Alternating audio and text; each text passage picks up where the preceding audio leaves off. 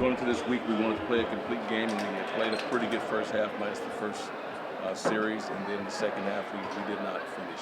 So it's, we're happy because it's just tough to get wins. All you got to do is watch TV on Saturday. It's tough to get wins, but, so we're happy for the win, but we're not happy with the way we executed. They had a lot of runs. At the end of the day, we're happy with the win. They had a lot of runs right up the middle. What was going on in there? I have to watch the film.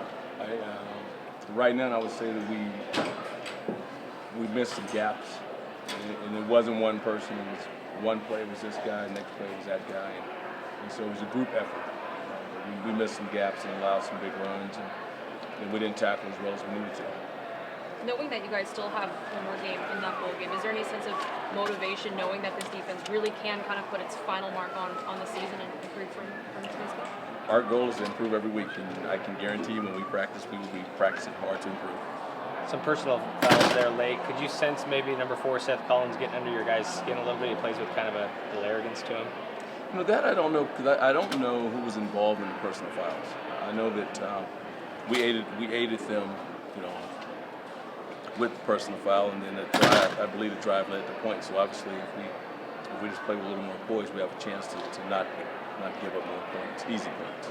Don, you played in this game and you coached it. Were you surprised at all? Couldn't have been a surprise that they would come out and take it as seriously as they did here at the fight. I've been in, 30, 31 civil wars. I've been in a bunch of them. And they always have interesting twisting turns, and the games are never over until that whistle blows everything over. So no, that's why they can never be any relaxing, because it's not the type of game. Why did it take so long to adjust in the second half? And did you sense there was a certain turning point where the defense did adjust to at least stop the bleeding? We never. I don't think we played. I watched the film. It's tough to say, but we didn't play. We could have played some better series in the second half.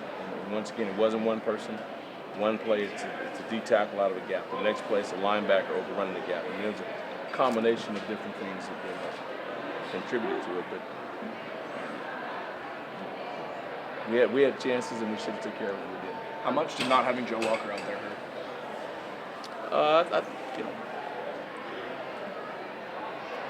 I think Joe could have made a significant impact. I think he could have. And was he medically unavailable? He was day to day, so you'd have to talk to the trainer. Always expect the unexpected in this Civil War. So what's it mean to send another group of seniors off 4-0 against the Beavers? I never look at it that way. I will say this: any victory is a big one, and a big one, and one against the Beavers is a great one. I'm happy to send those seniors out with 9 wins, with a chance to get 10 wins.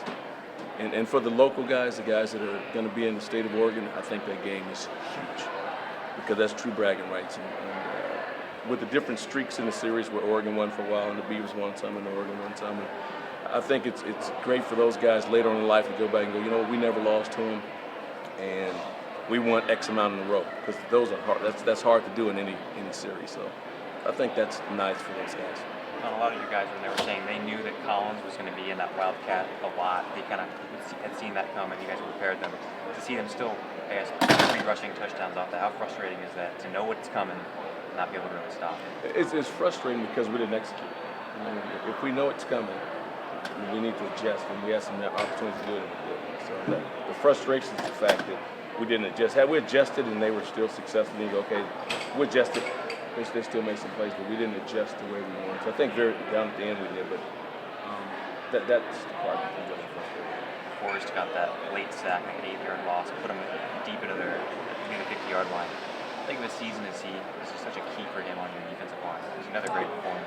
Forrest has been fabulous all year, whether it's double team, single, whatever we've asked him to do, he's been able to do it. And I'm excited about him for the future, because he has a very bright future in this offense. Obviously, a little bit of a second half letdown. We'll talk about that. But do you think that's going to affect the way you guys prepare during this bowl game? Do you think that might help your preparation? Our process is the same. We'll go back, evaluate the film, and go to the football field. And the things that we didn't perform well at, we will work hard at them. And I can guarantee we'll be working hard at them. especially defensively. What were your impressions of Nall and how he performed for you guys? I think he did a terrific job. He's a big guy. He runs well, shifty, and very powerful. I think we helped him on some of those plays by being out of gaps and allowing him to get into the secondary, untouched. But I think he did a nice job. Yeah. Thank you, guys. All right.